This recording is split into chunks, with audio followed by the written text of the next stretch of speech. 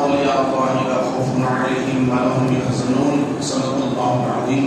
قال الله تعالى في شأن حبيبه إن الله وملائكته يصلون على النبي يا أيها الذين آمنوا صلوا عليه وسلموا تسليما. اللهم صل وسلم وبارك على سيدنا ومولانا محمد النبي الأمي الحبيب العلي القدر العظيم الجاه وعلى آله وصحبه وسلم. صلاة وسلام عليك يا سيدي يا رسول الله صلى الله عليه وآله وسلم.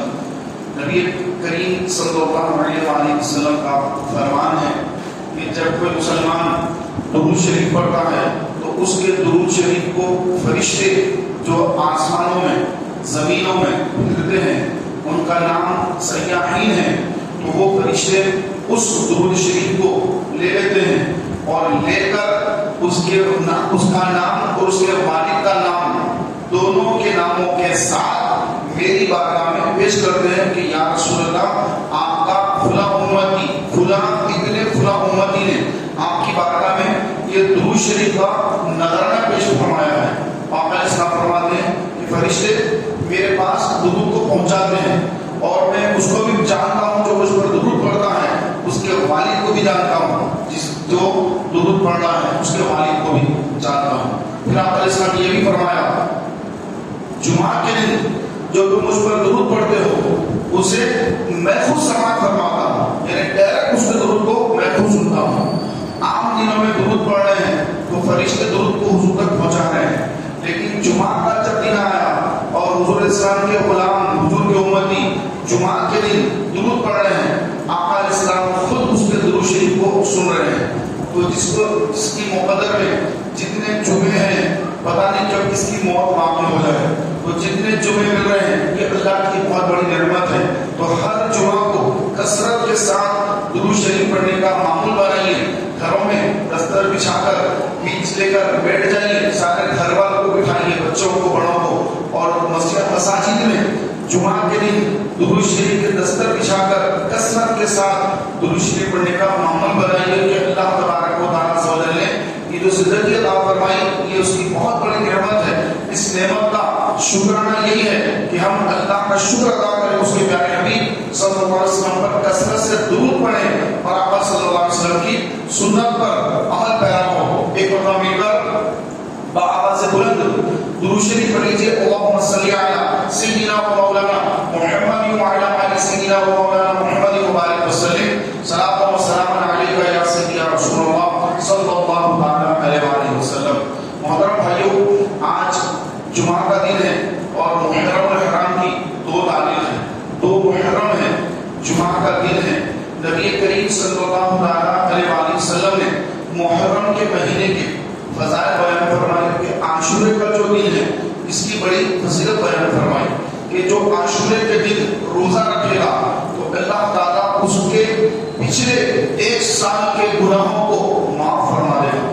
پچھلی زندگی میں پچھلے یکم محرم سے اس نے آج تک جتنے گناہ کیے تو وہ سارے گناہوں کو اللہ تعالیٰ عاشورے کے دن روزہ رکھنے کی برکت سے سارے پچھلے گناہوں کو معاف فرما دیتا ہے.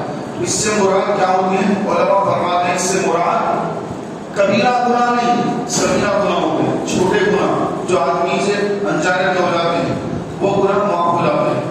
لیکن جو کبیرہ بڑے گناہ ہیں، کبیرہ یعنی بڑا، تو کبیرہ گناہ جو ہے، بڑے گناہ جو ہے، جیسا جھوٹ بولنا، غیبت کرنا، گالی دینا، ماں باپ کو ستانا، کسی مسلمان کے دل کو دکھ پہنچانا، زیادتی کرنا، ظلم کرنا، بد نگاہی کرنا، شراب پینا، زنا کرنا، یہ حرام کام کرنا، حرام مال کمانا، حرام کھانا، حرام کھلانا، تو جو حرام چیزیں جس کو شریعت نے حرام قرار دیا ہے، ایسے کاموں کے مرتکب ہونے والا کبیرہ گناہ گار وہ گناہ اس کے ایسے روزہ رکھنے سے معاف نہیں ہوتے ہیں، بلکہ اس کے لیے فرمایا گیا اس کے لیے دل سے بندہ سچی توبہ کرے گا تو اللہ تعالیٰ توبہ کا دروازہ کھلا رکھا ہے، اور توبہ کا دروازہ قیامت کا دن آنے تک کھلا رکھا ہوا ہے اللہ نے. تو جو بندہ جب توبہ کر لے گا اللہ تعالیٰ اس کی توبہ کو قبول کر لے گا.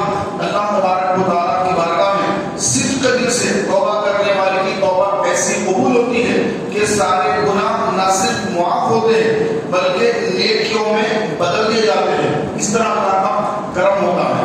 تو بڑے گناہ جن کے خدا نہ خاصہ مرتکب ہیں تو ان گناہوں کو چھوڑنا ہم پر لازم ہے اور سچے دل سے توبہ کرنا یہ ضروری ہے. کہ سچے دل سے توبہ کریں گے تو مولا تبارک و تعالیٰ توبہ کو قبول فرمائے اور دکھا دے کہ توبہ بس ایسی توبہ کر لی پھر گناہوں میں پڑ گئے تو ایسی توبہ کی اللہ تعالیٰ کی بارگاہ میں مقبول نہیں ہوتی. لہٰذا محترم بھائیوں اپنے آپ دامن دیکھیں کہ دامن میں گناہ تو نہیں, کہ کہیں کبیرہ گناہ کی ہم نے مرتکب تو نہیں, کہیں غیبتیں تو نہیں کر رہے ہیں, جھوٹ تو نہیں بول رہے ہیں, کسی کی دل آزاری تو نہیں کر رہے ہیں, کوئی حرام کام تو نہیں کر رہے ہیں, بد نگاہی تو نہیں کر رہے ہیں, نمازیں تو نہیں چھوٹ رہی ہیں. تو اپنا محاسبہ کریں کہ ہماری زندگی کا ایک سال ختم ہو گیا, 1444 ہجری ختم ہو گئی اور 1445 ہجری شروع ہو گئی. تو یہ ایک سال ہمارا زندگی کا ختم ہو گیا اور اس میں ہم نے جتنے اعمال کیے وہ سارے اعمال اللہ کے پاس محفوظ ہیں.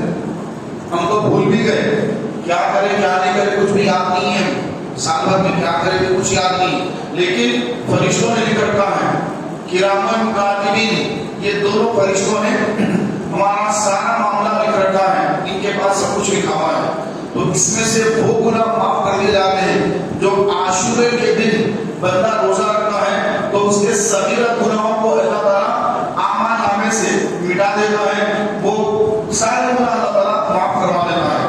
کبیرہ گناہ جو ہے اب ان کو مٹانے کے لیے آدمی کو اللہ تعالیٰ سے توبہ کرنا چاہیے تاکہ اس کا اعمال نامہ تمام گناہوں سے پاک و صاف رہے. اور کبھی بھی موت اگر آ گئی اور اللہ کی بارگاہ میں حاضری دینے کا وقت آ گیا تو ہمارا نامہ اعمال کبیرہ گناہوں سے پاک رہے کہ نہیں معلوم کہ موت کس کو کب کہاں آ جائے, کس کی موت کہاں لکھی ہے, کس کی کتنی عمر لکھی ہے, کوئی نہیں جانتا. کوئی یہ نہیں کہہ سکتا کہ میں 70-80 سال 90 سال جیوں گا, کوئی کسی کی گارنٹی نہیں, ایک پل کی کوئی گارنٹی نہیں کہ ہم جیئیں گے. بس اللہ تبارک و تعالیٰ عز و جل کی یہ عطا کردہ زندگی ہے, ہم جی رہے ہیں لیکن کبھی بھی اس کی بارگاہ میں حاضری ہو سکتی ہے اور مرنے کے بعد توبہ کا دروازہ بند ہو جاتا ہے, بلکہ موت کا جب وقت آتا ہے تو اسی وقت توبہ کا دروازہ بند کر دیا جاتا ہے. کہ آدمی جب مر رہا ہے, ملائکہ علیہ السلام تشریف لے آئے ہیں, انسان کی روح قبض کرنے کا وقت آ گیا, اب اگر وہ توبہ کرے تو توبہ قبول نہیں. کیوں؟ کیونکہ اب تو موت آ گئی, اب توبہ کر کے کیا ہے, تو اس وقت کی توبہ اللہ تعالیٰ قبول نہیں فرمایا.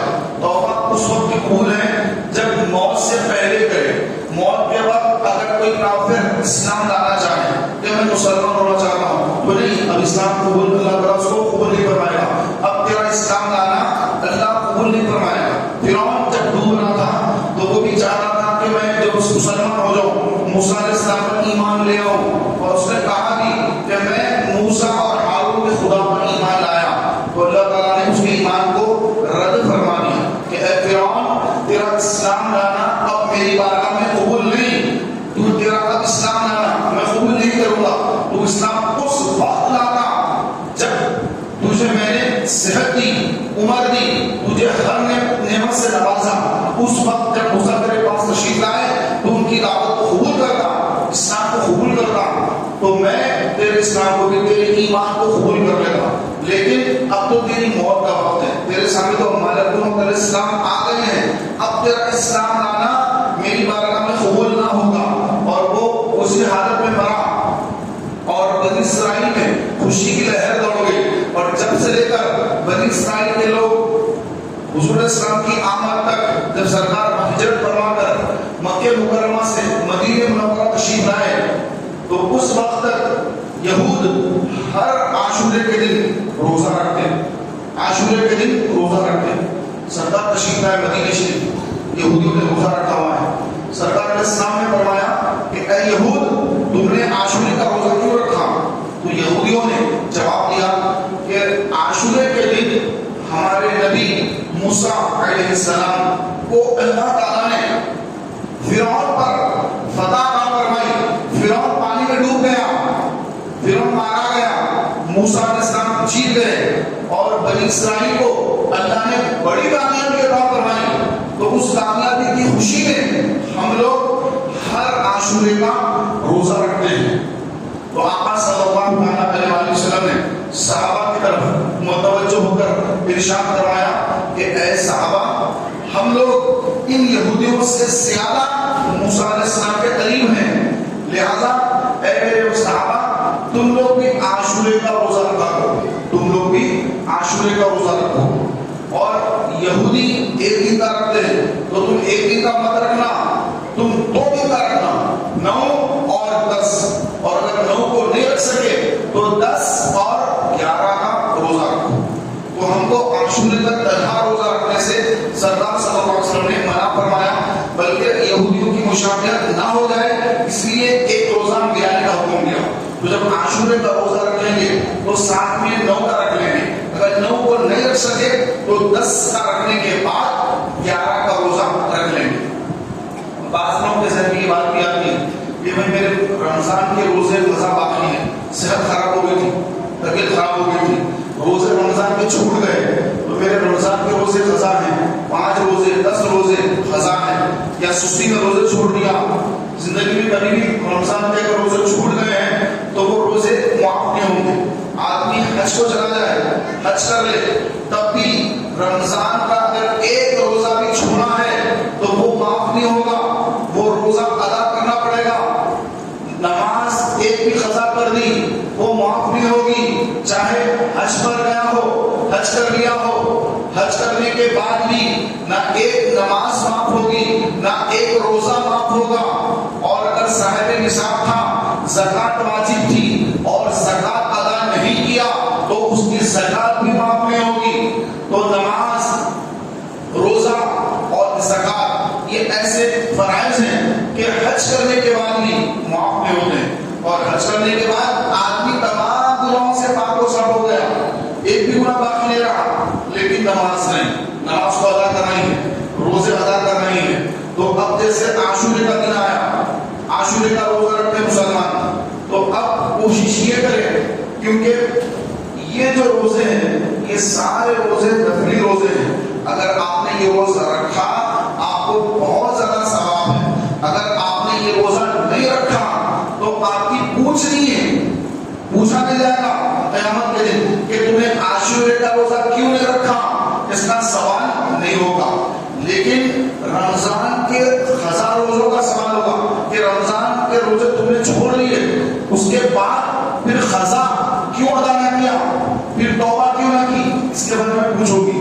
تو جو مسلمان بھائی کے رمضان شریف کے اگر روزے قضا باقی ہیں تو وہ نفلی روزے نہ رکھے. ایک قاعدہ ہے کہ جس کے نماز قضا باقی ہے اس کی نفلی نماز قبول نہیں ہوگی، جس کے قضا روزے باقی ہیں اس کے نفلی روزے قبول نہیں. کب تک؟ جب تک کہ اس کے فرائض ادا نہ ہو جائیں.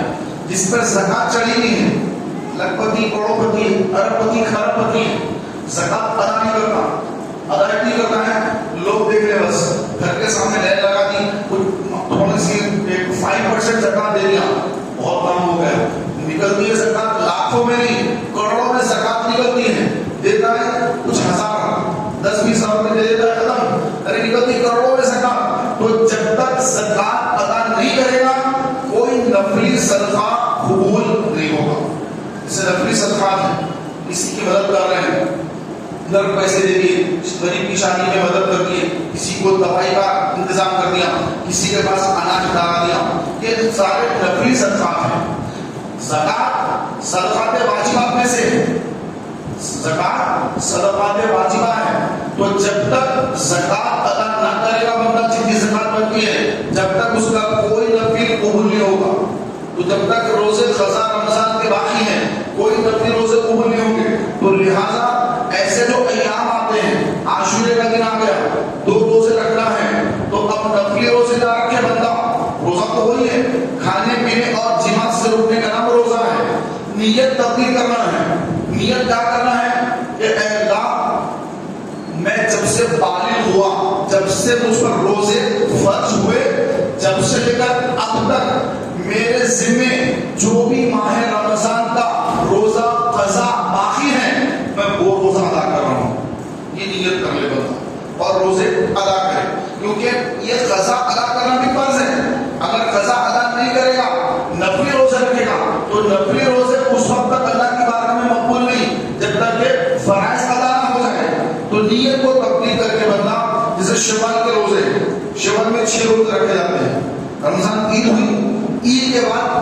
شوال مکرم کے مہینے میں 6 روزے رکھے جاتے ہیں، نفلی روزے رکھے ثواب، نہیں رکھے کوئی گناہ نہیں۔ اسی طرح شعبان کی 15 تاریخ کو روزہ رکھتے ہیں، 15 شعبان کا روزہ، یہ بھی نفلی روزہ ہے، رکھے ثواب، نہیں رکھے کوئی گناہ نہیں۔ اسی طرح عرفہ کا روزہ، بقر عید سے 1 دن پہلے عرفہ کا روزہ، پھر یوم ترویہ 8 ذی الحجہ کا روزہ، یہ سارے روزے نفلی روزے ہیں۔ تو یہ روزوں میں نیت تبدیل کر کے قضا کی نیت کریں، تاکہ ہمارے رمضان کے اگر کوئی روزے قضا باقی ہے تو پہلے وہ ادا ہو جائے، کہ میدان محشر میں جب حساب ہوگا تو کس کا حساب ہوگا؟ نفلی روزوں کے بارے میں پوچھ نہیں ہوگی، تو جس کی پوچھ ہوگی اس کی تیاری کریں پہلے، جس کی پوچھ نہیں اس کا بڑا اہتمام کر رہے ہیں، اور جس کی پوچھ ہے میدان محشر میں اللہ سوال کروائے گا تو اس کی کوئی تیاری نہیں، تو اچھی معاملہ نہ ہوتا ہمارے پاس۔ تو محترم بھائیوں، تو سب سے پہلے ہم اپنا محاسبہ کریں کہ میں کتنے روزے چھوڑا ہوں اب تک، رمضان کے کتنے رمضان گزرے،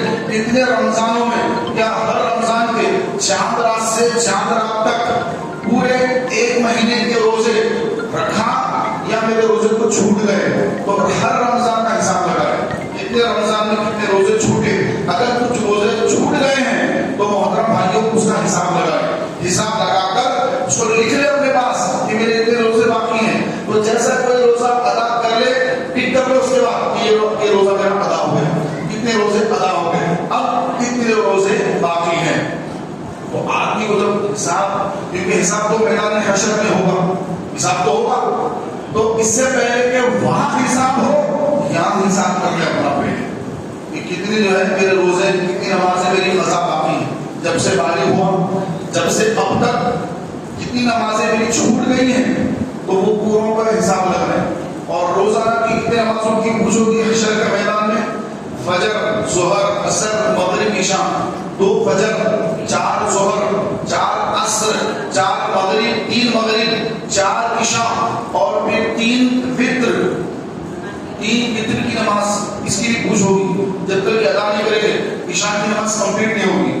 تو لہذا روزانہ کے 20 رکعت ہوتے ہیں جو بندے کو ادا کرنا لازم ہے۔ اور نبی کریم صلی اللہ علیہ وسلم نے کبھی بھی اپنی پوری حیات طیبہ میں کبھی بھی فجر کی 2 سنتیں جو جماعت سے پہلے پڑھی جاتی ہیں، وہ 2 سنتیں سرکار نے کبھی نہیں چھوڑی، کبھی نہیں چھوڑی۔ ہمیشہ فجر کی 2 سنتیں جو جماعت سے پہلے ادا کی جاتی ہیں اس کو ادا فرمایا، کبھی اس کو چھوڑا نہیں، ہمیشہ ادا فرمایا۔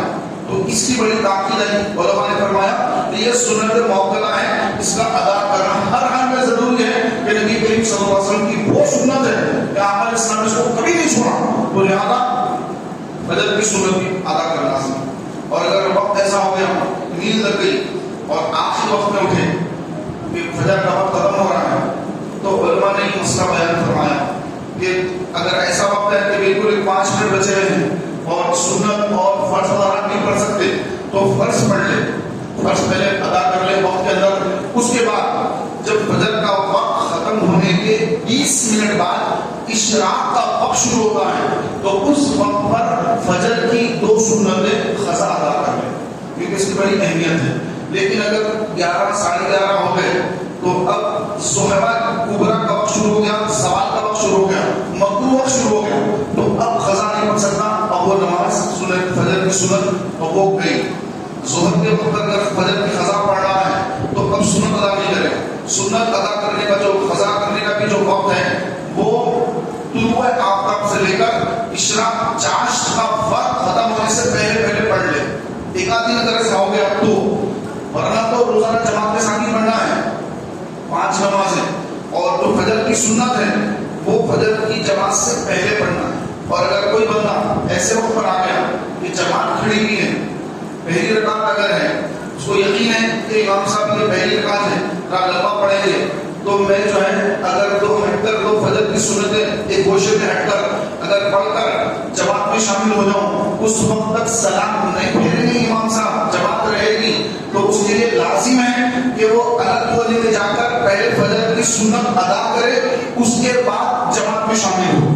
لیکن اگر اس پر ایسا ہے کہ دوسری رکعت چل رہی ہے، یہ دوسری رکعت چل رہی ہے اور دوسری رکعت اگر میں سنتیں پڑھے تک دوسری رکعت ختم ہو جائے گی، جماعت چھوٹ جائے گی، تو اب فجر کی سنت نہ پڑھے بلکہ پہلے جماعت میں شامل ہو جائے، جماعت میں شامل ہو کر پہلے نماز فجر جماعت کے ساتھ پڑھ لیں۔ پھر وہی قاعدہ کہ جب فجر کا وقت ختم ہوگا، فجر کا وقت ختم ہونے کے 20 منٹ بعد جب اشراق کا وقت شروع ہوگا تو اس وقت پر 2 رکعت فجر کی سنت موقدہ اس کو قضا ادا کر لیں۔ تو یہ طریقہ بیان کیا ہے۔ اب جمعہ کا دن ہے، جمعہ کے دن بھی 10 رکعت سنت موقدہ ہوتی ہیں، جماعت سے پہلے 4 رکعت سنت موقدہ، جماعت کے ساتھ 2 رکعت فرض جمعہ کی، اور اس کے بعد پھر 4 رکعت سنت موقدہ، اس کے بعد پھر 2 رکعت سنت موقدہ۔ تو جماعت سے پہلے 4 رکعت، جماعت کے بعد پھر 4 پھر 2، جملہ ہو گئے 10 رکعت۔ یہ 10 رکعت سنت موقدہ، اور سنت موقدہ کی تعلیم کیا ہے کہ اس کا پڑھنا لازم ہے، نہیں پڑھنے والا میدان محشر میں جواب دے ہوگا، حشر کے میدان میں جواب دینا ہوگا کہ یہ کیوں نہیں پڑھا، اس کا جواب دینا پڑے۔ اب اس کے بعد 2 رکعت نفلی پڑھے جاتے ہیں، وہ نفلی کا حساب نہیں ہوگا، پڑھ لے ثواب، نہیں پڑھے کوئی گناہ نہیں، تو نفلی چھوڑ بھی دے بندہ اس کی پکڑ نہیں ہوگی۔ لیکن یہ جو 10 رکعت سنت موقدہ ہے نا، اس کی پوچھ ہوگی اور اس کے بارے میں سوال ہوگا۔ تو جو سوال جن کے بارے میں ہوگا بندہ اس کی تیاری کر لے، جس کے بارے میں سوال نہیں ہوگا تو اس کے بارے میں فکر مند نہ ہو، کیونکہ اللہ کو سوال نہیں کروائے گا۔ تو جس کا سوال ہوگا تو وہ سنت موقدہ کا ہوگا، واجبات کا ہوگا، فرائض کا ہوگا۔ اس طرح مغرب کی 2 رکعت سنت موقدہ، عشاء کی 2 رکعت جو فرض کے بعد پڑھے جاتے ہیں وہ بھی سنت موقدہ، اس کی بھی پوچھ ہوگی۔ عصر اور عشاء سے جماعت سے پہلے، عصر عشاء میں جماعت سے پہلے جو 4 رکعت سنت پڑھتے ہیں وہ سنت غیر موقدہ اور نفلی کے درجے میں ہیں، پڑھ لے ثواب، نہ پڑھے تو کوئی گناہ نہیں۔ البتہ محترم بھائیوں، نمازوں کا اہتمام کریں۔ سیدنا امام حسین رضی اللہ تعالیٰ عنہ میدان کربلا میں آپ نے نماز قضا نہ ہونے دی، ویسی حالت میں بھی آپ نے نماز ادا فرمایا۔ لہذا ہم عاشورے کے دن کا روزہ رکھیں، اپنے تمام گھر والوں کو روزہ رکھنے کا ذہن بنائیں کہ عاشورے کا دن ہے، روزہ رکھنے کا دن ہے، روزہ رکھیں اور اس دن امام حسین رضی اللہ تعالیٰ کے نام سے فاتحہ خوانی کا اہتمام کریں اور غریبوں، یتیموں، بیواؤں اور مساکین کی ان کے نام سے ایصال ثواب فرما کر ان کی مدد کریں۔ نہ کہ علاموں کو جا رہے ہیں، ماتم دیکھنے جا رہے ہیں، گھر کا گھر نکل کے جا رہا ہے، بچے بڑے عورتیں سب جا کر ماتم دیکھ رہے ہیں، علاموں کو جا کر معاذ اللہ وہ ٹھٹیاں چڑھا رہے ہیں، فوٹو کھینچا کر فیس بک پر ڈال رہے ہیں، تو یہ سب غلط کام ہے۔ اہل سنت پر جماعت کے اندر یہ تمام چیزیں منع ہے، نہ ماتم کرنا ہے، نہ ماتم کرنے والوں کو دیکھنا ہے، نہ علاموں کو جانا ہے، نہ علموں کے پاس جا کر ٹھٹیاں چڑھانا ہے، نہ منتیں ماننا ہے، وہاں پر جانا ہے ہم کو منع ہے۔ ہم تو مسجد میں آنے والے ہیں، اولیاء اللہ کے آستانوں پر، یہ اولیاء کے جو درگاہیں مزارات اولیاء ہیں، ہم وہاں پر حاضری کے لیے جاتے ہیں اور وہاں جا کر اللہ کی بارگاہ میں دعا مانگتے ہیں تو اللہ تعالیٰ ان بزرگوں کے صدقے ہماری دعاؤں کو قبول فرماتا ہے۔ ہم اہل سنت ہیں، ہم رافضی نہیں ہیں، ہم رافضی نہیں، اہل سنت ہیں۔ تو محرم الحرام کے اس مہینے میں ہم کو عاشورے کا روزہ رکھنا ہے، 9، 10 یا 10، 11 یا ہو سکے تو 9، 10، 11 3 دن کے روزے رکھیں اور اپنے گھر والوں پر دسترخوان میں وسعت کرنے کا حکم دیا گیا۔ امام بہقی کی حدیث پاک ہے کہ جو عاشورے کے دن اپنے گھر والوں پر وسعت رزق کرتا ہے، یعنی ان کے لیے کھانے پینے کا اہتمام کرتا ہے، تو اللہ تبارک و تعالیٰ سال بھر اس کے گھر میں رزق کی فراوانی فرما دیتا ہے۔ تو اپنے گھروں میں آپ اس کا خوب اہتمام فرمائیں تاکہ اس حدیث پاک پر بھی عمل ہو۔ اللہ تعالیٰ کی بارگاہ میں دعا ہے کہ مولا تبارک و تعالیٰ ہم سب کو امام حسین کی محبت عطا فرمائے، عاشورے کا روزہ رکھنے کا جذبہ عطا فرمائے اور دین پر چلنے کے لیے ہم سب کو توفیق عطا فرمائے۔ آمین بجاہ نبی صلی اللہ علیہ وسلم۔ سنت ادا فرما لیجیے۔